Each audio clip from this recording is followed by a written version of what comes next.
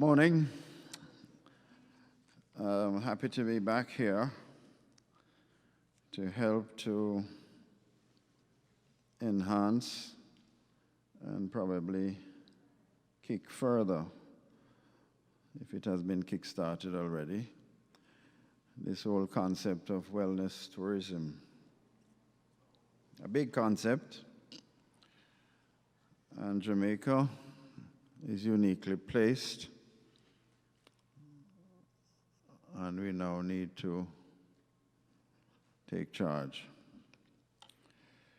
Wellness tourism, as we know, was for a long time thought to be for the rich and the elite.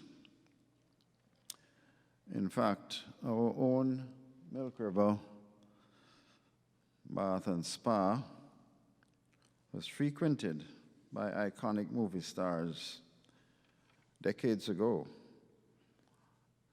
One such that some of you here were of more mature years will remember was Elizabeth Taylor, who commented that her experience at the Milk River Bath was probably the best that she has had.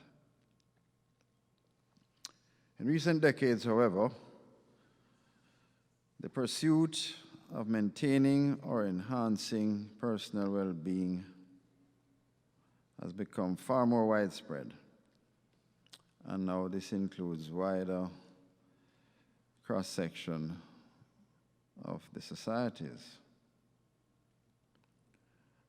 There is no doubt that the value of spas in wellness tourism is well established. This is impatient of debate.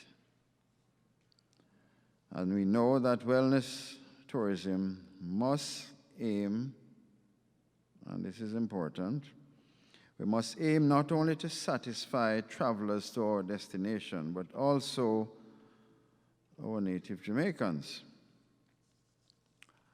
And I would just want to make a point here that given our possibility for high-value wellness, this product, if well managed,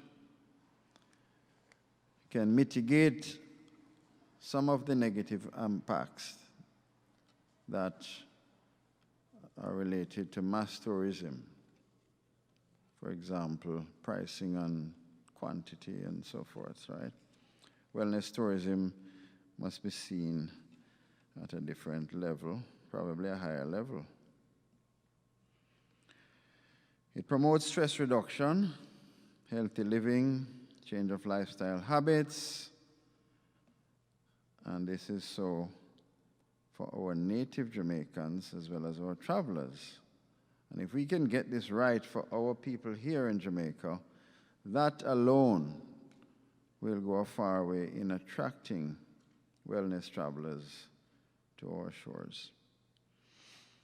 So in this session, we're going to explore with our three panelists, if they're here. You can come forward, please.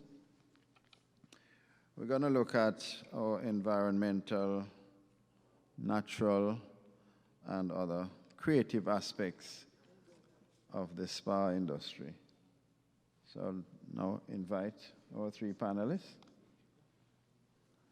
We will have Diane Somerville from the Milk River Bath, Tanya Vassell from Half Moon Hotel, and Mr. Jeffrey Marshall, who will give us some important background to our waters. Each panelist, we're expecting to lead us for about 10 minutes, so we can have some time to entertain some questions, raise some ideas, and have some discussion. So our first panelist will be Diane Somerville from the Milk River Bath and Spa. Diane? Hello, good morning, everyone. Good morning. Thank you for being here with us this morning. I'm happy to be here. I'm sure a lot of you have never been to Milk River Hotel and Spa, otherwise known as Milk River Bath, but you might have heard of it. Question, you hear me clearly? Okay, so I can keep my mask on. But you have heard about Milk River Bath, maybe from your grandparents or your parents. Maybe most of you have young parents, so maybe from your grandparents. Milk River Bath is renowned throughout the world for the radioactivity of its water. It has, over the years, proven, based on testimonials, that it has healed a lot of persons of different aches, pains, and other illnesses. And we've managed to keep the facility open and facilitate persons of all ages and from all over the world. One of the beauties of the water is, the baths are all private. So persons don't have to worry about sharing space with anyone that they don't know or they're not familiar with. And some persons are able to stay in the water, some 20 minutes, some longer. It all depends on how you feel when you go in. But the recommended treatment is really 4 to 5 baths a day for no more than 15 minutes. So it's not a matter if you stay longer, you'll heal faster. So I usually tell persons, when you go to the doctor and you get 7-day medication, it's for a reason, 1 per day. So it's not, if you take 7 in 1 day, you're not going to heal faster. So it's the same thing with the water. So persons who stay over at the hotel actually take 3 and 4 baths a day for a period 2 to 3 days. Some persons stay for a week. And it's not only for healing illnesses or aches and pain. It's actually for relaxation. Some persons say they sleep very well after they take a bath. So it has many different qualities, and it's one of God's gifts to us. In our Milk River Bath Act, it actually says that we're not supposed to turn back anyone who is not able to pay to use the facility. With mostly the indigent and elderly persons. So it's not really, but if a young person comes up who really needs the water and cannot afford it, we should facilitate them. And that's one of the beauty of it. And I think that's why the water continues to flow and help people along. And so we can, even during COVID now, we're open, but we're open for a shorter time during the day. It's 8 a.m. to 4 p.m. as we speak. And we observe all protocols, so we do not facilitate any overcrowding. And each bath, after each use, it's totally sanitized, clean sanitized. And we alternate baths, so we don't just take people, as soon as it's clean, we throw someone in and stuff. So all that is being observed. And persons have actually said, why don't you advertise saying this cures COVID-19? That would be a good selling point, but we can't do that. Even if it does, we can't do that. And I mean, if someone comes in with a fever or something, we cannot facilitate them either. So we maybe never find out if it actually cures it unless you're asymptomatic. And so we continue to keep it going and help people along the way. And people continue to believe in the water and continue to come. And we continue to encourage more persons to come. So if you've never been there before, we encourage you to come along. Any questions?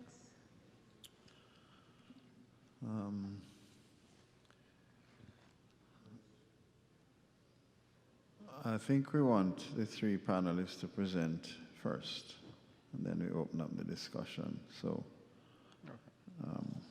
we'll go straight into our Half Moon experience. take off my mask? Sure. Right? You're comfortable? Easier to speak that way. Good morning, everyone. Morning. Thank you for that introduction. We'll go straight into our half moon experience. That's a nice advertising plug, Dr. Scott. I'll accept it. However, today, I really would like to share with you my view on our waters in Jamaica on a whole, including the waters we do have to offer at Half Moon. And I have been one of those regular patrons at Milk River myself, so although Dan was alluding to the elderly, I don't think she was counting my gray hairs, but I do have a few images to share with you, and then a couple questions for us to ask ourselves and look at. So I'm going to ask if you would share.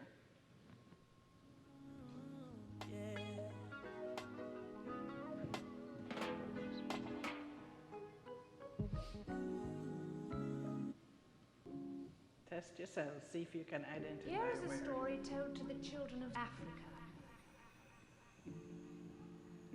We love the children of Africa, teaching the children. Oh, da da da da, la da da da. Oi, black eye, black hair, black skin, black queen, stand majestic with the black king. Today I'll sing you a black song. You need to hear about beautiful black things. Cause most time we hear about black, we hear about black magic and black witches. Blacklist, black book, black market, Black Friday, you spend off your black riches. I've never seen a doctor in black, nor seen a black pill for cure no black people. But I've seen bush doctors like Tosh and Marley resurrect like a real black beetle. Malcolm, Marcus, Martin. What do you think was the common thread in most of those images? All those images are from spas here in Jamaica. Water is the common image. Whether it is seawater, river water, water in baths, in our pipes, water, the essence of wellness, the essence of spa. As an island, we're surrounded by the sea, our first largest blessing, this little rock. And then how many rivers do we have? Can anybody in here tell me how many rivers we have in Jamaica? Many, many. Many, many. Like that, no? Mr. Waterman. We have 120 rivers in Jamaica. You do know that we have some islands that have no rivers at all. They only have desalinization to get fresh water. What about our garden parish of St. Anne? Can you imagine that that's the only parish that doesn't have any internal rivers?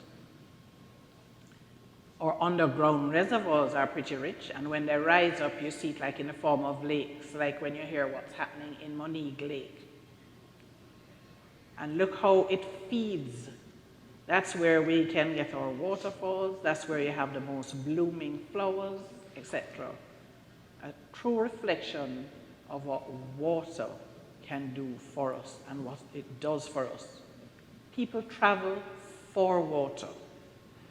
People go to places for the taking of waters. So whether you're in Jamaica and you're traveling to Milk River Bath, or you're traveling to Portland, or you're going to Bath in St. Thomas, or you're going to Bubbling Spring in Black River, Rockfort in Kingston, whether you're going to the North Coast for a sea bath, or whether you feel that you just need to stay home, not interact with anyone, just keep yourself quiet in this COVID time, you're able to run a bath. If you don't even have an inside running water, you can put a pan outside and catch rainfall based on what's been happening the past couple of weeks, and you can run a bath. You can soak in a bath. We have we're blessed, we're so rich to actually have this weather where we have all these water sources and constant rainfall. I'm an Aquarian, and maybe that's part of my love for water. But there's a company that started donating to a country that did not have water. And that story meant a lot to me when I heard it, and so I started this, $1 a month donation. It's a little bit, but it goes a long way. The story came to me when I was thinking about our conference, and I was thinking about how richly blessed we are with water in Jamaica. And this young lady, she was a teenager, and she was going to get water for her family. It's actually in a rural town in Africa, and they were very far from any water. They were experiencing severe drought, and every day someone had to actually take time off from school and go for water. They took turns in doing it, and this day she went out, she carried her vessel. It took them pretty much the whole day to get water. The amount of hours they had to walk to the location at the little hole that they could catch water, and they would have to wait for the animals because everybody was trying to get water from the same hole. And then she would actually walk back with a very heavy vessel carrying water so the family could have for drinking, for cooking, to even wash hands. And on her way back this day, she stumbled and she fell, and her water spilled when she was more than halfway back home, having been traveling for a couple of hours. And she didn't want to go back home. And the others who were accompanying her from the village doing water for their homes, they kept saying, come. She's like, no, I can't go back. Eventually they had to press on and leave her. And it was very unfortunate when she didn't come home, and the next day they went looking for her. She actually had hung herself. The shame and the hurt that was expressed by the storyteller who was sharing it, in her not being able to come back home. She had broken their earthenware vessel that carried this water. Her family would have no water, which would mean no cooking for the evening. She couldn't have gotten back home and anybody come out in time to get more water. And that really moved me, the thought that she could have no water. I know sometimes we have a water lock-off for a day. I know we have some places in Jamaica that don't have running water for a while, or who are trying to get water to a particular part in their farm. However, we have access to water. We can reach water. Water is life. And in this case where this little girl lost her life because of the lack of this resource, I told you, I had to say, I play my part, $1 a month. It's a little bit, but now they're able to use it to build wells in these communities where they can help the water problem. So I look back at us and our water and what we're doing with it and how we're harvesting it, or how we can harvest it, how we can market it, how we can promote it, how we can invite others to enjoy it and share in the benefits of it. And I look at our spas. Yes, I am a spa director. Spas have been my life for quite a few years now. And I must tell you, at the Fern Tree Spa, we have over 20 water features. Because you see, water is not just about bathing in it. Water also affects our psychological selves. Water, looking out at the sea, being by a river, even if you're not in it, it has this soothing, calming effect. I have a personal mantra that I did very early in my life, or a personal commitment, and that was to wake up every day to a sea view. So I've always looked for the opportunity to live and work within a space for a sea view. And it's what it does to you. It opens up so much that your mind gains clarity, your soul gets soothing. And then we start to look at the benefits of actually getting in our waters, whether it's the salt water, whether it's that refreshing river bath, whether it's the mineral bath, as in Milk River. I've certainly enjoyed that. My husband has gout, and he makes it a point to regularly go there. If we can just make sure that all the blessings of water from above don't keep washing it out, Miss Dan. But really and truly, we as a nation need to embrace and take advantage fully of the opportunities that we have for water. In this COVID time where you may feel reluctant, you must remember that the CDC has declared repeatedly there is no evidence of COVID being transmitted through water. They have no recommendations with regards to water as it regards to sharing the water space. Their only recommendation is your spacing. So any hesitation for opening beaches or rivers or otherwise is because if persons are coming in close contact with each other. So as far as sharing the space of the water, we're fine. The high mineral content of the water alone is going to take care of any germs. The seawater is extremely beneficial.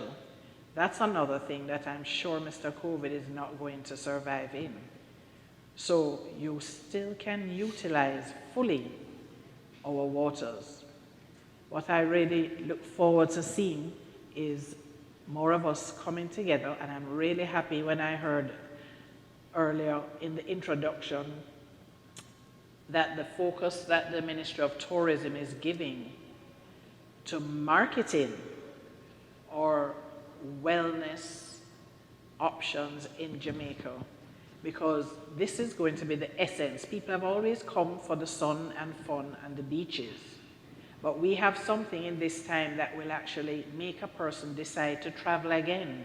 A person who was hesitant to move, they will actually realize that they could get much more out of this particular trip because of the healing benefits that we have to offer. Think of the type of vacations that you could have moving from one place to another. Some persons say, well, look at this lovely spa that has all this marble and all these other fancy things. And look at this other one, which is down in the river. They all play a part, because as a spa goer or a spa hopper, you want to be able to share different options with persons. And bless Dr. Dan Robertson, who really fought to ensure that even as we introduce standards, that we maintain something, that it was possible for the gentleman at Bath Fountain who gives the most fabulous massage at the bottom of the hill. I have to wrap up now. Locked out. Thank you, Dr. Arscott. I am known for a long talk. Yeah, that's so other speaker. good. So we really would like to embrace the opportunity to share the wealth of water that we have to offer in Jamaica. So, Mr. Waterman. Right, sir, just proceed right away, and then we can open up the floor. Thank you very much, and I appreciate your words. It's very accurate and apt, and I recognized a lot of the sites that were on the presentation. So Bubbling Spring, Windsor Spring, and many others. And good morning to everyone here and online. I am Jeffrey Marshall from the Water Resources Authority. I'm the Chief Hydrologist. And I'm here to talk a bit about our water resources in general, and in this vein, talking about the mineral springs that are here. That's what I was asked to present on. Just for background, the Water Resources Authority was formed by the Water Resources Act of 1995, and we're a statutory body that has the mandate to manage, monitor, allocate, and protect Jamaica's natural water resources. That's everything from when the rain hits the ground until it exits through a river or groundwater discharge into the sea. And we do that by monitoring our 120 odd rivers through our data monitoring unit, where we use stream gauges to measure the flow. We monitor with planning and investigation. That's where I'm the head of that unit, where we look at protecting the water resources with water quality monitoring and any kind of special investigation. And we also deal with allocation, where anyone who uses water from a natural source has to go through the application process to get an abstraction license, So one thing that I would like everyone to keep in mind is that if you have a spring on your property that you want to use for spa purposes, mineral purposes, bottling purposes, you have to dialogue, you should dialogue with the Water Resources Authority to get a license for that. As it relates to springs and mineral springs, I'm here because we at the WRA are working alongside the Ministry of Tourism doing an investigation at Milk River Spring and Bath Spring where we're doing water quality measurements and flow measurements to see how reliable the spring flow is for those places. But while in Jamaica we think about mineral springs, those are the two ones that come to mind, there are other opportunities for springs and mineral springs and spas in Jamaica that are, some are being used and some are being underutilized at the moment. The greatest resource that I can recommend to get an overall look at the mineral spring resources of Jamaica is a 1987 report entitled The Mineral Springs of Jamaica, which was commissioned and produced by the Mines and Geology Division. And you can get a copy from them at their offices. That book summarizes many of the known mineral springs in Jamaica, which includes, of course, the well-known Milk River Spring, Bath Spring, and it also includes places like Rockfort, which are known and utilized. It includes places like Salt Spring, which is relatively well-known. It's not owned by anyone as yet. It's a community place. Everyone just goes and swims. But it also talks about places that have potential for other usage. You can include the springs that are at Sanssouci, for example. That's a mineral spring that's being used by the hotel there. It mentions springs in Portland, such as the Blue Lagoon, which was surprising even to me to realize that that is a known mineral spring. It's not just a sea there, it's a huge discharge. In fact, my team, Mr. Maurice Wallace and Ms. Natalie Hutchins, they went out there last month. We were doing an investigation of the springs, and they went out and they saw where there's water coming up, sand coming up at Blue Lagoon, showing that there's a discharge there, and that itself is a mineral spring resource. And there are many other potential springs that could be used and marketed, if used and marketed properly by the Ministry of Tourism or by entrepreneurs in general.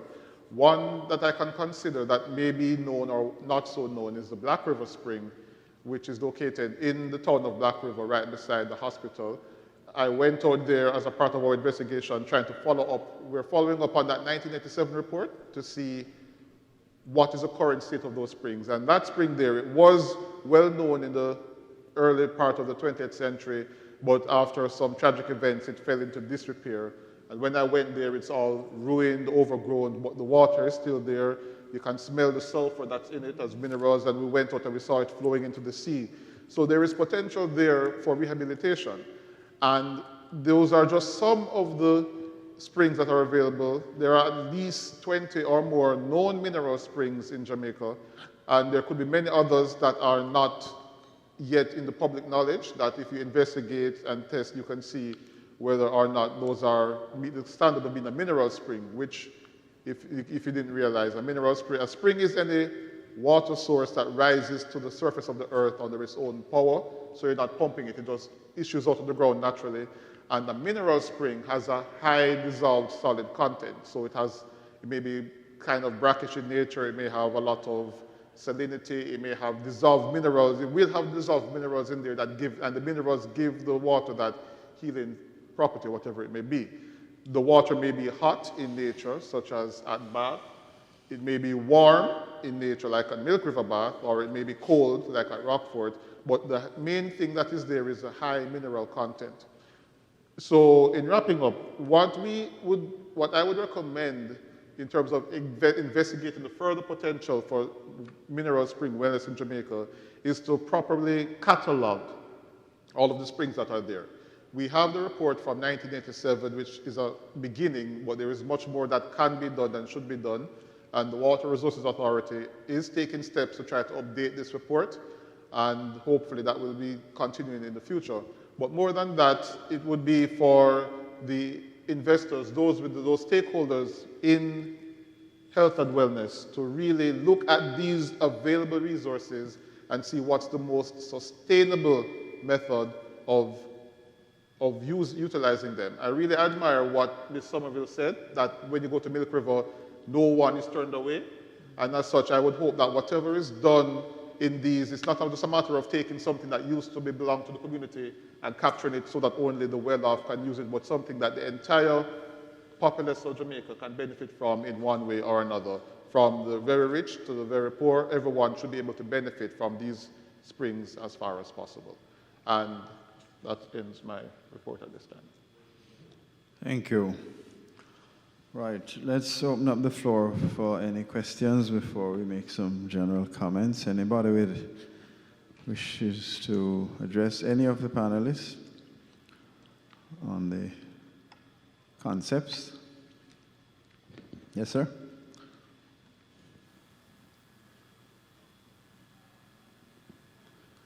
Yes, I'm quite aware of the testimonials and about the healing properties of many of the mineral spas in Jamaica.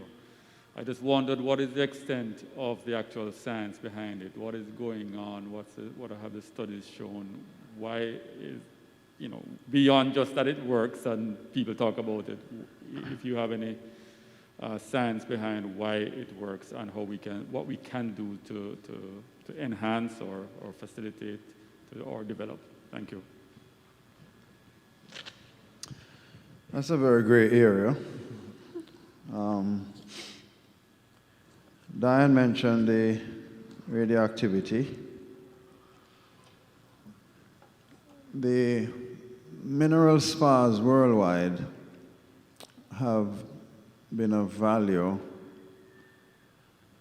primarily because of the ambience they create, the state of mind that they try to enhance, the ability to reduce stress. And there's so much that we don't understand in how the body handles stress, and no particular direct medication that you will say take this for stress, except for antidepressants and other medications like that. However, clearly, more and more, as we understand, for example, the immune system of the body, where wellness or peacefulness or happiness will enhance the different organ systems and the cellular networks to make them work at a more efficient level, make them work better. And whereas the evidence, direct evidence-based information for these spas is not easy to come by, we cannot ignore the experience of the people who use it. There is some evidence coming out of Hungary that the radioactivity in the waters can promote some of the biological cells that promote healing. But this will need a wider study. What we need to emphasize is that radioactivity is not an absolutely safe modality. And so there will be those that wonder about the amount of radioactivity in the waters. However, we have shown, and although Milk River is one of the, maybe the fourth in the world in terms of its levels of radioactivity, it is safe. It is even at a safe level to take orally. And there are visitors that will come to Milk River and they will go and catch the water and they will drink it. In terms of the other minerals, most of the other springs that Mr. Wallace spoke about, they also are of value. One particular one that Diana mentioned, I think that the Ministry of Tourism has not really tapped into the real value of our spas and springs. The magic of sleep there is little doubt that good sleep is probably the best medicine known to man. And I can tell you that some of the reports from people who have used other spas in Japan, even in Switzerland, other places, the depth and serenity of the sleep that they get when they go to Milk River is probably second to none. And it might be worth in, advertising that. Particularly when we look at this whole wellness tourism that we're trying to enhance, the value of what the spas and other wellness activities have to offer is broader than the tourists that comes to the North Coast for, enjoyment and sea and sun, etc.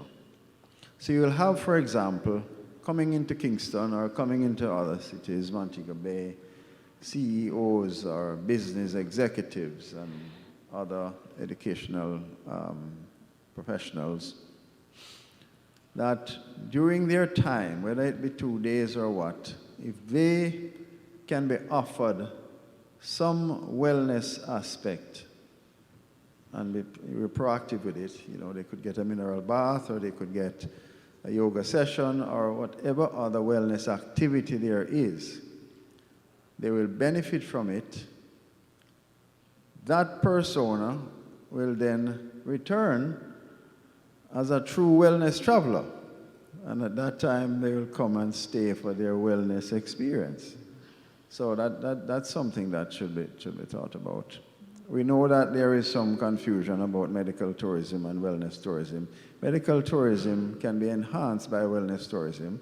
Medical tourism, the traveler is seeking treatment for a direct medical complaint, and then cost and capacity comes into play. Whereas a wellness traveler is a true specialist in what they want for wellness. And the cost factor actually may not even matter because wellness is of such a premium. And another thing that I want to just point out, and I'm glad that our executive director of TEF is still here, is that this pandemic may not be a total disaster because there are some silver linings that we need to capitalize on. People have had the time to stay home and reflect and probably look seriously at this thing called life and realize that it is short and it can be taken at any time. And therefore, the quality of our existence now, I think, is more sharply focused in the minds of many people. And the beauty about the waters, as was well highlighted here, we're actually using it as a principal part of the containment of COVID. You must wash your hands and you must maintain hygiene, right? So our waters are important, and we have those value-added waters that we can give to these travelers. So marketing properly, this is going to take off if we really think about it. Yes, ma'am. Good morning. We have some questions from our online viewers. First one up was, what are the measures in place at these locations to adhere to the health protocols during COVID-19? So we spoke about Bath, we spoke about Half Moon, and the other locations. So what are the measures in place right now to assist, with the health protocols? Okay. Well, at Milk River, first I must say we are COVID-19 compliant, and which covers sanitization before you enter the property, wearing a face mask, cleaning and sanitizing all areas after each person move around. At the moment, our bedrooms are not open, but when we do open them, we'll follow those protocols that are set by the Tourism Ministry and the Ministry of Health and Wellness, which basically covers the basic protocols. Thank you for that. At Fern Tree, I would add, TPD does their own guidelines and inspections also. However, we have found simple things like creating space between clients to do enhanced cleaning measures is really important. So where you would have been able to accommodate 6 or 10 persons, you actually accommodate 2. So simple things like moving and changing furniture around, of having a room available for a full day, of reducing a therapist to working with 2 clients, of wearing PPE, including a change of uniform or wearing a gown in between clients, are some of the things that we have in place to ensure the comfort of our clients. Also, we require clients to actually wear a mask during services such as a massage. So our clients have been complying, comfortably so, and it's workable. Thank you so much. Our next question was, are these locations certified by the Bureau of Standards? I'm not sure if that was rolled into the certification that you mentioned from TPDCO. So maybe you already answered that? Yes.